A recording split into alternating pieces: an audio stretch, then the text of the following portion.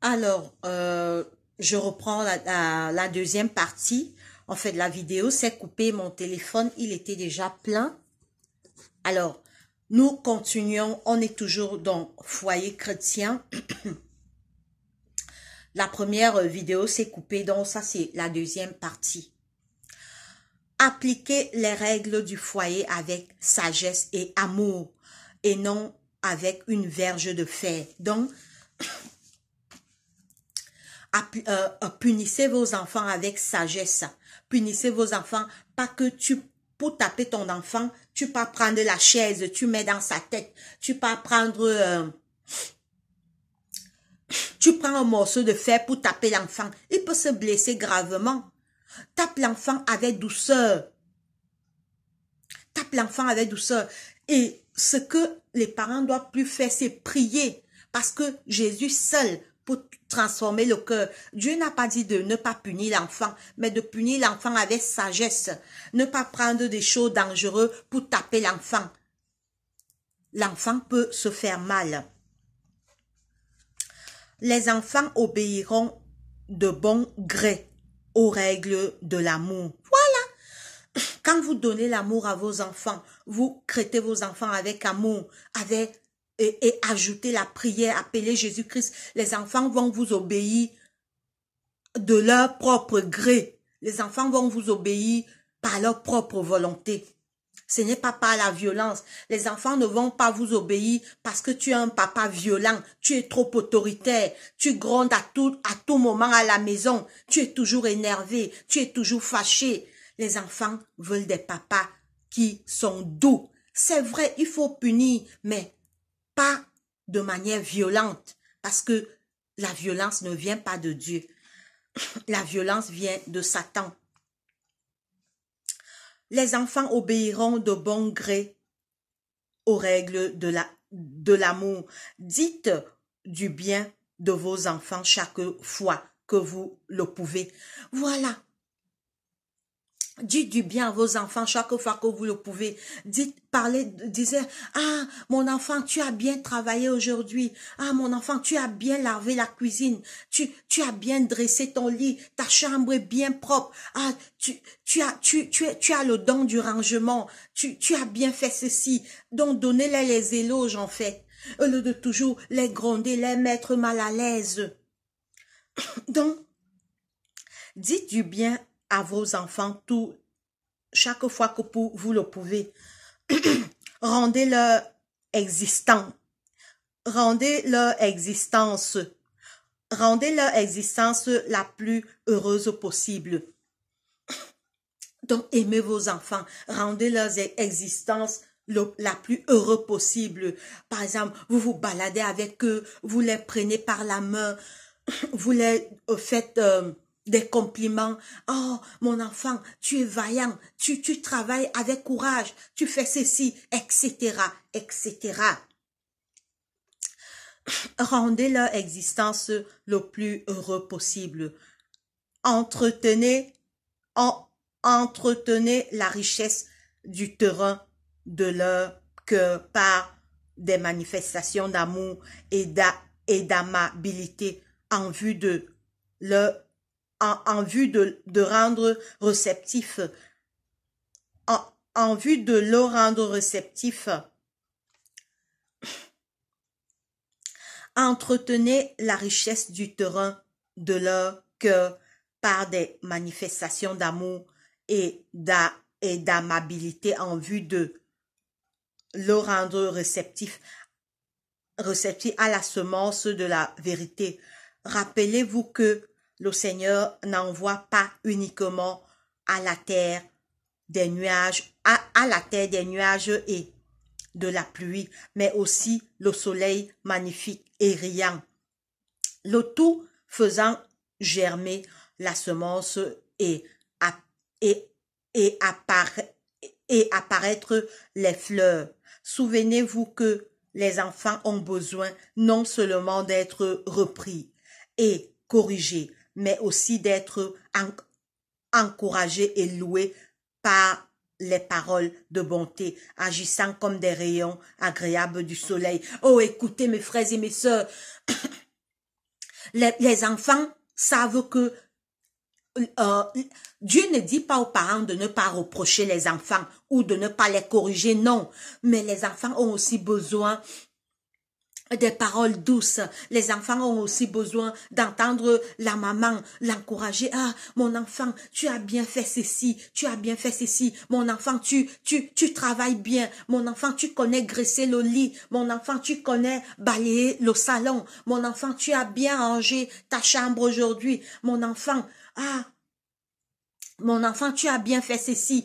Donc, les enfants ont besoin d'entendre ça de la bouche de leurs parents. Est-ce que nous donnons des éloges à nos enfants? Écoutez ce que la parole de Dieu dit. Rappelez-vous que le Seigneur n'envoie pas uniquement à la terre des nuages et de la pluie, mais aussi le soleil magnifique et riant, le tout faisant germer la semence et apparaître les fleurs. Souvenez-vous que les enfants ont besoin non seulement d'être repris et corrigés. Oui, les enfants ont besoin d'être repris et corrigés. Dieu n'a pas dit à un parent de ne pas reprendre et corriger son enfant, mais ça doit se faire avec sagesse et avec douceur et non avec violence. Mais aussi d'être encouragé. Oui, encourageons nos enfants. Quand l'enfant fait bien, quand l'enfant pose un bon acte, encourage ton enfant. Les enfants ont besoin non seulement d'être repris et corrigés, mais aussi d'être encouragés et loués par des paroles de bonté. Nous devons louer nos enfants, les encourager par des paroles de bonté, leur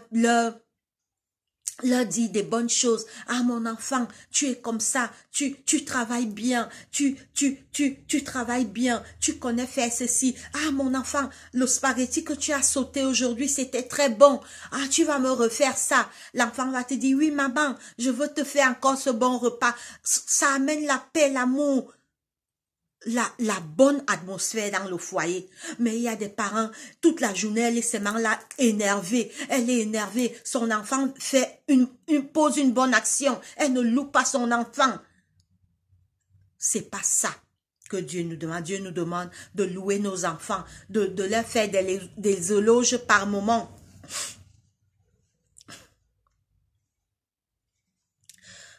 Mais aussi d'être encouragé et loué par des paroles de bonté, agissant comme des rayons agréables du soleil. Vous devez éviter les conflits dans le ménage.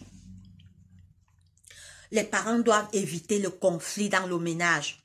Les parents doivent éviter les problèmes, les querelles. Les parents doivent éviter les conflits dans le ménage. La sagesse d'en haut est d'abord pure, ensuite pacifique, modérée, conciliante, pleine de miséricorde et de bons fruits, sans partialité, sans hypocrisie. Le fruit de la justice est sémé dans la paix et les arts, dans la paix et les artisans de la paix. Donc, tout doit se jouer dans la paix. Alors, vous pouvez lire chez vous Jacques 3,17. Jacques, le livre de Jacques 3,17, c'est dans le Nouveau Testament. Je vous invite à lire Jean 3,17 chez vous. Dans le Nouveau Testament, il nous faut rechercher la douceur et la paix dans nos foyers. Oh, écoutez, il nous faut rechercher la paix et la douceur dans nos foyers. Alors, je vais terminer avec ce paragraphe et on va arrêter pour aujourd'hui. Les liens tendres qui unissent le foyer. Il nous faut chercher la douceur et la paix dans nos foyers. Oui, cherchons la douceur et la paix dans nos foyers. Oui, c'est ça qui va faire que les enfants soient heureux, les enfants soient contents d'avoir des bons parents. Mais il y a des parents qui ne cherchent que la guerre. Le matin, la mère se lève, elle commence les querelles dans la maison, elle commence à gâter la maison avec une mauvaise atmosphère.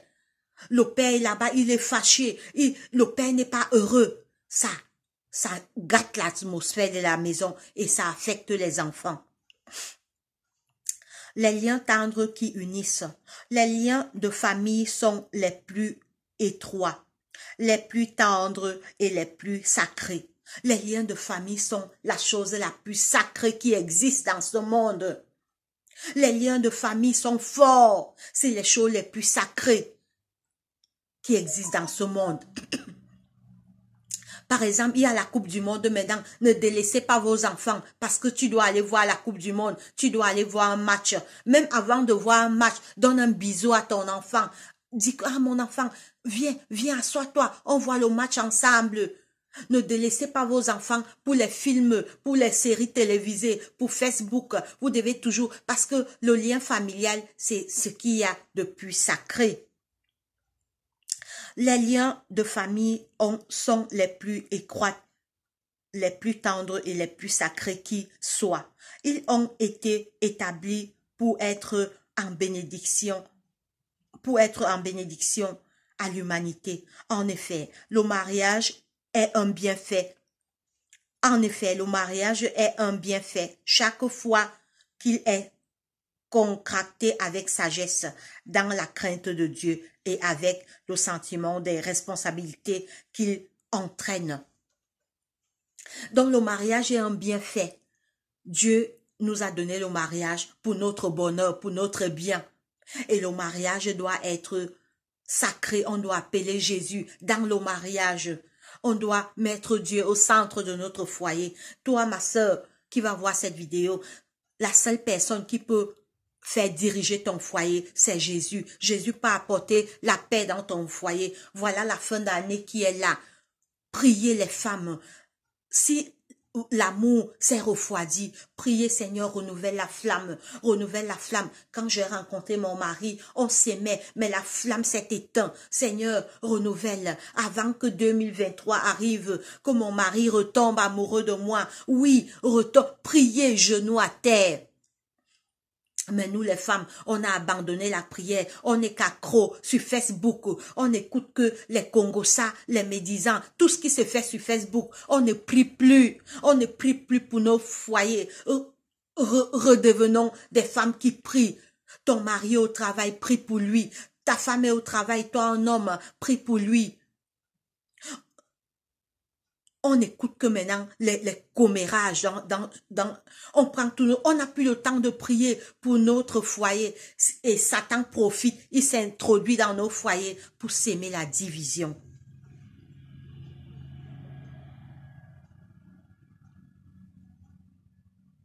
Chaque foyer devrait être un lieu où règne l'amour. Oh, écoutez des belles paroles. Chaque foyer devait être un lieu où règne l'amour.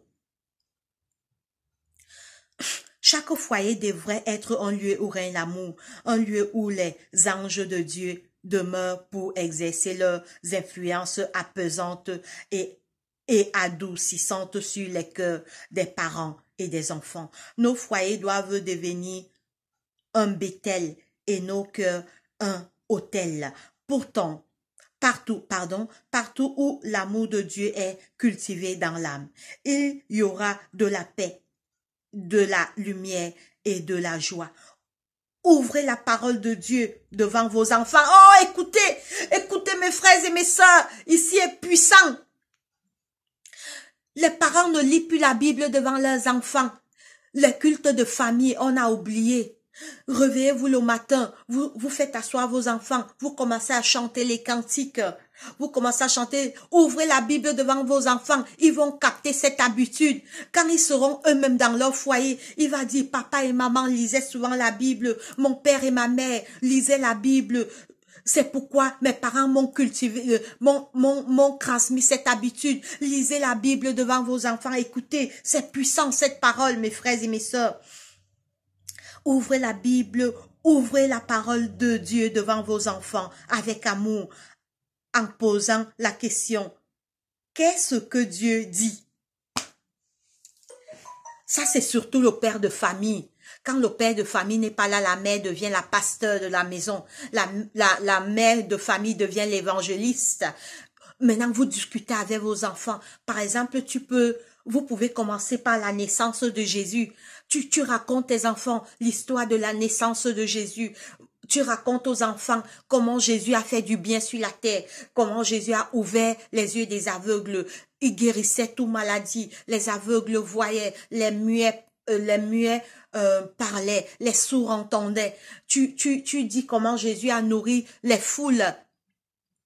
Les enfants vont capter. Et quand ils seront grands dans leur foyer, ils seront des bons citoyens demain parce qu'ils auront la crainte de Dieu dans leur cœur. Ouvrez la parole de Dieu devant vos enfants avec amour et en posant la question, qu'est-ce que Dieu dit? Alors, nous allons nous arrêter là pour aujourd'hui. Les prochaines études seront la présence de Jésus rend un foyer chrétien. Pardon, la présence de Jésus rend un foyer chrétien heureux. Donc, je vais m'arrêter là. On va continuer. La suite, on va continuer. La présence de Jésus rend un foyer chrétien heureux. Donc, on va s'arrêter là pour aujourd'hui. Alors là, c'est la suite de la première vidéo. On va continuer. Peut-être cet après-midi, je vais terminer cette partie. Alors, notez qu'on est encore dans le premier chapitre. On va entamer le chapitre 2. On va aller chapitre par chapitre. Alors là, nous terminons le premier chapitre et on va entendre. On n'a pas encore, on est presque à la fin du premier chapitre. Donc, la prochaine vidéo, le titre sera « La présence de Jésus rend un foyer chrétien heureux ». Alors, nous allons terminer par la prière parce que malgré tout, c'est Jésus qui peut rendre nos foyers heureux. Ce n'est ni moi qui parle, ni vous qui écoutez. Seule la présence de Jésus peut rendre notre foyer heureux. Alors, donc vous allez prendre l'habitude qu'on va prier dès qu'on finit une étude, on prie pour appeler Jésus dans nos foyers. Prions. Seigneur Dieu, notre Père, notre Roi, merci de nous avoir gardés et protégés durant cette année 2022 qui va bientôt s'achever dans quelques semaines. Seigneur, alors que nous avons commencé cette série sur le foyer chrétien, pardonne d'abord nos péchés commis contre toi, Papa. Tu vois comment aujourd'hui les foyers sont détruits par la haine, la violence. Satan s'est introduit dans nos foyers. Il n'y a plus la paix, l'amour dans nos foyers, Seigneur Jésus. Nous t'appelons afin que tu viennes dans nos foyers, que tu ramènes la paix dans nos foyers. Ramène, Seigneur Jésus, la paix, l'amour, la joie, l'unité, le pardon et l'harmonie. Seigneur Jésus, reviens dans nos foyers. Nous te demandons pardon, Seigneur, parce que nous t'avons mis de côté dans nos foyers. Reviens dans nos foyers, car tu es le prince de la paix. Tu es le prince de la vie.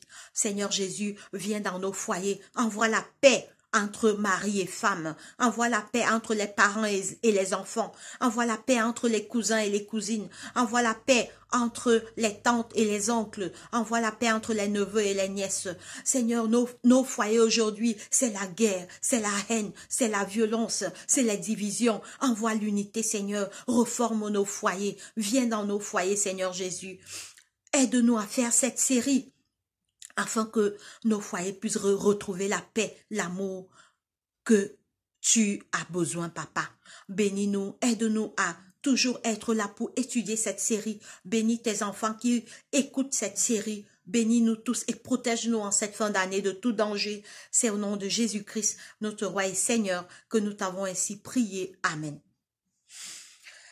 Alors, mes frères et mes sœurs, nous sommes arrivés au thème de cette vidéo. Nous allons continuer prochainement. Abonnez-vous à cette chaîne, partagez, afin que les foyers puissent être restaurés. Le diable s'est introduit dans les familles. Il n'y a plus la paix entre les frères et sœurs. Tu vois comment les frères et sœurs se tuent, les pères, les mères. Que Dieu nous bénisse. Allez, c'est tout pour la vidéo. Passez une bonne journée. À la prochaine. Bye bye.